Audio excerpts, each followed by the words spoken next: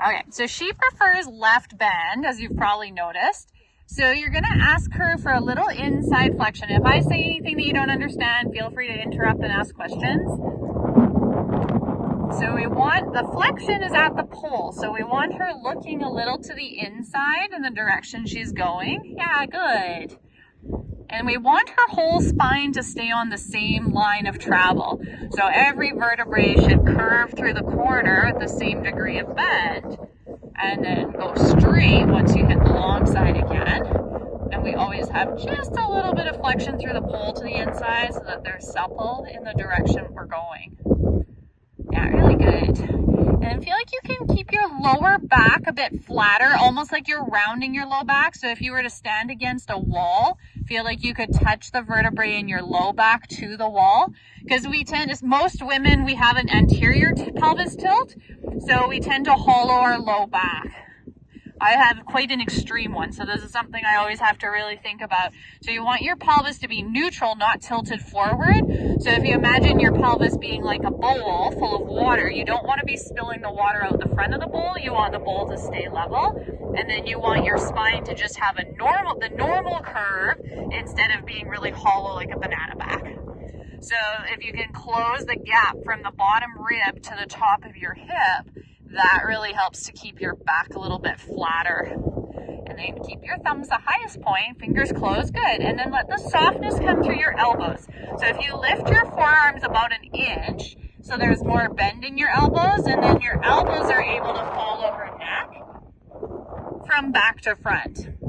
Because in the walk and in the canter, they have a real oscillation of the head and neck where it nods up and down.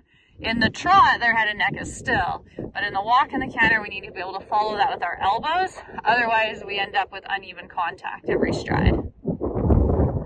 Inside flexion. Get her looking a little more, then use your outside leg so she doesn't drift. Let's change rein across the diagonal.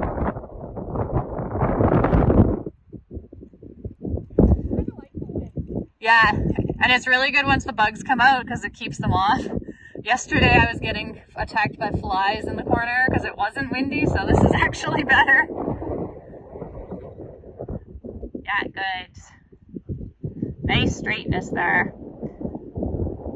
And just let your upper body come back, keeping your back flat, pelvis neutral. Turn her outside shoulder.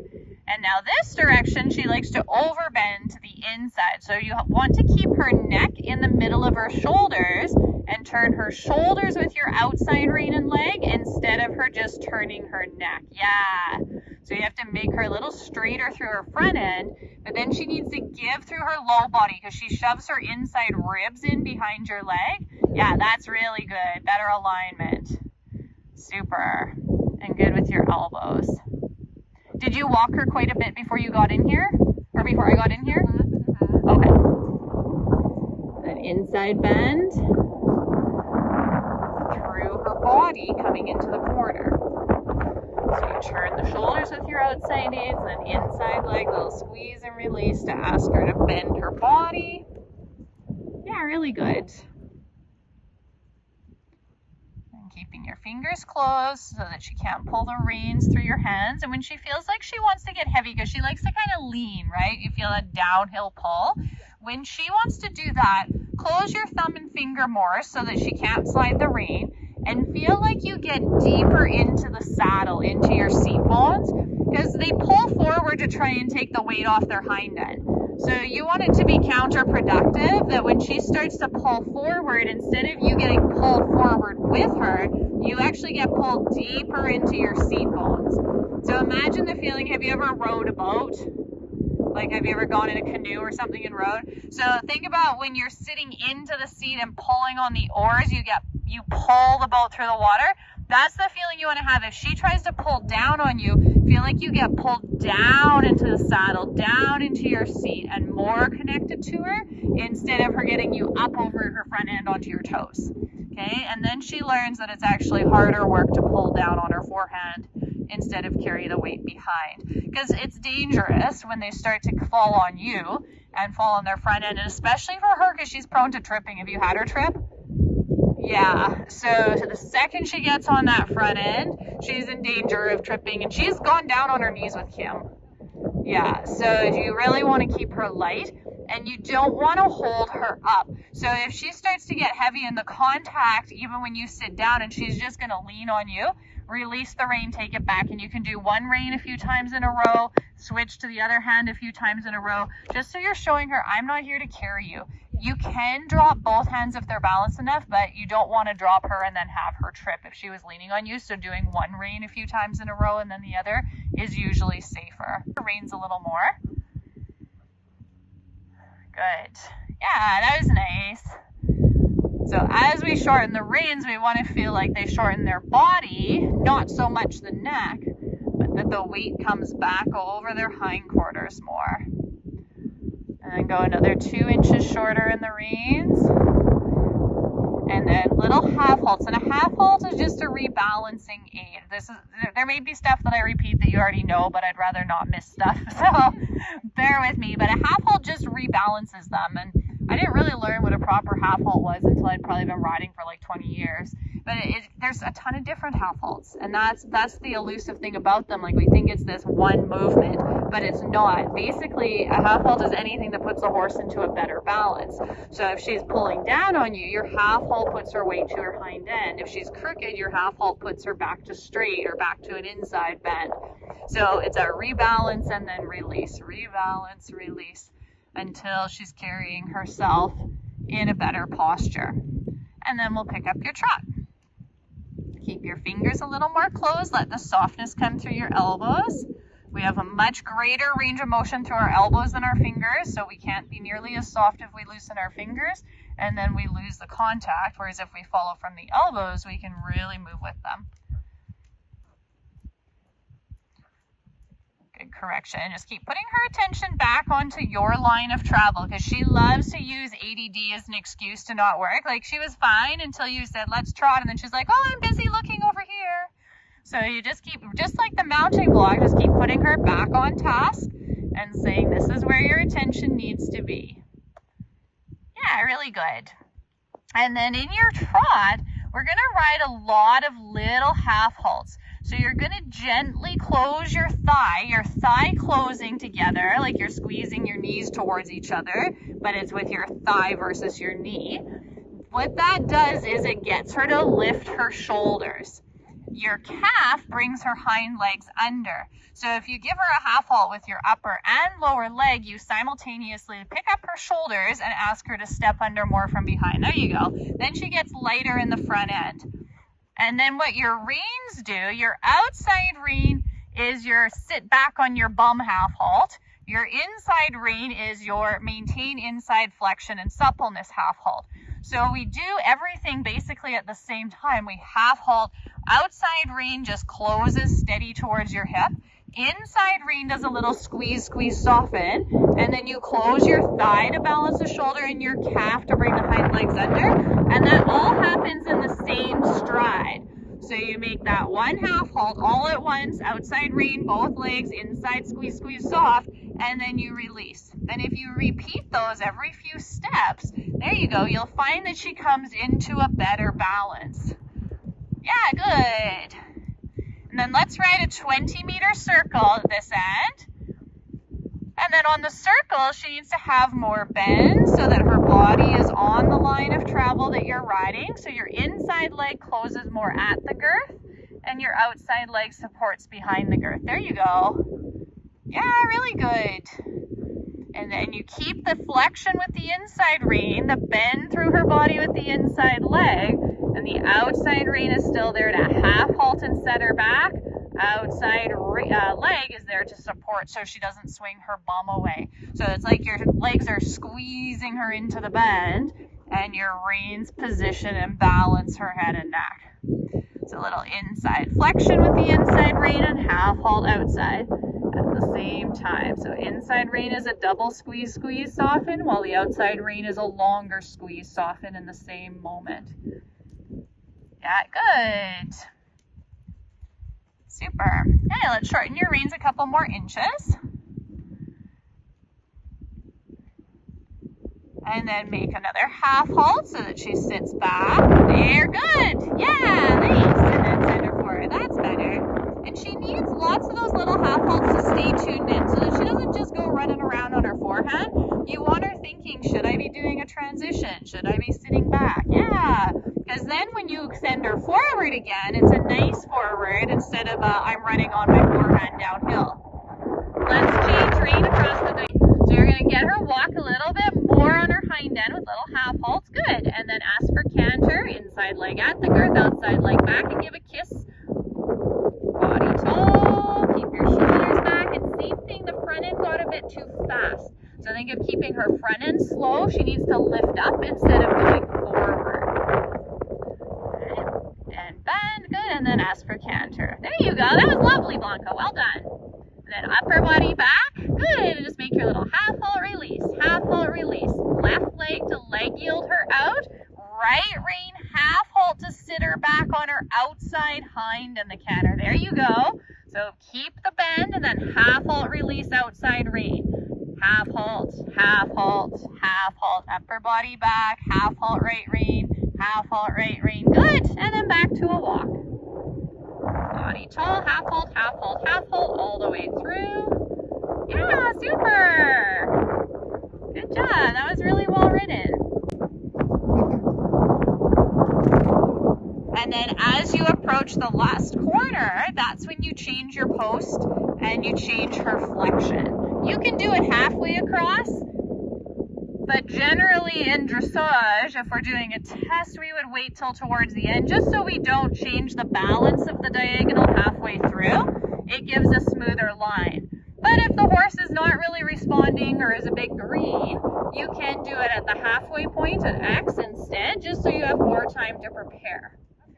Inside flexion, so get her pulling in flex to the inside there. Inside leg at the girth, outside leg back. Outside rein is sitting her back. Inside rein is maintaining flexion. Good. And then little half halts, keep her weight back. Yeah, good girl. And then we want her to get to the point where when you half halt, she doesn't raise her neck. She just lifts her shoulders. Yeah, so she can keep the stretching through her head and neck. So she's still using her top line well. But you want her to feel like her front end gets lighter, that she's a little more uphill from her withers to her tail. Yeah, good. Little inside flexion again because she wants to look out this way. There you go. Good job. Inside flexion. Keep the bend. Keep her attention on you. Good. And then little half halts whenever you feel her weight start to fall into her shoulders. And they're built like that. They're built with 60% of their weight on their forehand. Their head and neck are very heavy. So they need constant reminders to get more into a 50-50 balance. 20-meter circle at this end. Creating inside bend. Yeah, good. Inside flexion. Right rein. Squeeze, squeeze soft. Squeeze, squeeze soft. Squeeze, squeeze soft. While you're closing your leg. Yes, good. Very nice. And then repeat that because she gave you a few beautiful strides and then she got lazy and didn't hold it, and that's normal, right? They're not going to stay there if they don't have to. So our job is to repeat and then release again. So we're asking them to go where we want. We soften and allow them to carry themselves, but then we correct them when they start to lose it. Inside bend, more inside leg. Good. Yeah, that's better. And then we'll transition to a walk. Leg on so she keeps flowing. Good job. Well ridden. Yeah, that was really nice. So the amount of each aid that you use is proportionate to what part of her body she's using the least. So if she's bending less, it's going to be more of your inside aids, right? If she's rushing, it's going to be more outside rein and inner thigh that you're closing. So it really depends on what she's giving you, how much of each aid you use, but the basics are always the same of your thigh balances the front end. Your knees and thigh also work to steer the shoulders. So if you close your outside thigh, her shoulders should come in. If you close your inside thigh, it should create more bend in her girth area. And then your calf is more influential over the rib cage and the hindquarters. So if she's swinging her hip out, it's outside calf. If she's moving her shoulder out, it's outside knee and thigh. And then your reins are more the finishing touch on the positioning of the head, the pole, where you're getting the flexion. And then rebalancing her. And then we'll do a 20-meter circle down here. We're going to stay on the circle for the canter in the beginning, just because sometimes she doesn't bend to get his balance. So shorten your reins a couple more inches. We always want the feeling that she wants to stretch into the contact, but trot and canter, we need the rein shorter than walk, so you have to start by picking her up a little more in the walk than you think you need to. Yeah, good. And then pick up your trot. And inside bend. Inside rein bend. Outside rein half halting to rock her weight back. And then let's do a few really quick transitions. So walk 2 steps, trot on. Walk 2 steps, trot on a few times in a row. Yeah, good. That was nice. And trot on. Good. And walk. Inside bend. So notice how she wants to lean in the transition. She has to keep her positioning. Trotting on, maintaining the bend. Inside bend. Good. Right leg. And walk. Keep the bend. Feel like your leg yielding her out slightly. So your right calf closes and moves her to the outside so she yields to the leg pressure. There you go. Trot on. And then if she feels good in the trot, we'll pick up your canter. Maintain bend. Good job. Maintain the bend. Little half halts. Feel like you could walk, but you decide to canter instead. You always want to feel like she could do a downward transition before the upward. So the reason she's falling out of it there is she's losing her bend. So a little bit stronger with your right calf and right finger, squeeze, squeeze, soften till she gives you a better bend. And you have to keep asking for the bend through the transition and through the canter. So more inside bend, yeah? Shoulders back. You lean forward there, and then that makes it hard for them to come up into the canter. Keep your weight over your seat bones. Shorten your reins. And then find the bend, right calf, leg yielder out a bit. Feel like you could do a walk transition. So you almost walk, and then she's ready to canter, and your body stays tall. Think about the carousel horses. Your body is like the pole, and she is the carousel horse. So her body comes up the pole, and the pole doesn't lean forward. So you let her come up to you. Did you used to jump? Yeah, so it's like when you're coming into a jump, you let them come up to you, you don't lean forward at the fence. Same thing in your transitions. Right bend, right leg, shoulders back. That's better with your body. And then collect. You want to try and keep her in the same speed, the same tempo. If she gets faster, it's hard for her to shift gears. So slow her down and then ask. Because she actually tends to pick up canter better from a walk than from a trot. Have you tried canter from walk? Yeah, so think about almost walking and then canter. Keep her front end at walk speed. More bend, keep the front end at walk speed. Slow the front end, close your thigh. There's better. Close your thigh a little more. There, that was a really good ride. So you were perfect, she was lazy. Like that should have worked. So slow the front end down again. So when you ask, keep your calf closed even if she canters. So you ask for more canter the first few strides until she's fully committed to it. More bend. Keep your body tall, good for you. Leg long, shoulders tall, and bend her more. Bend, release, bend, release, bend, release. Shoulders back, fingers closed. Bend, bend, soften on that inside rein, inside leg squeezes and releases. Good, and then back to a walk. Stretch tall, little half hold, half hold, half hold, all the way through. Well done. Yeah, super with your body.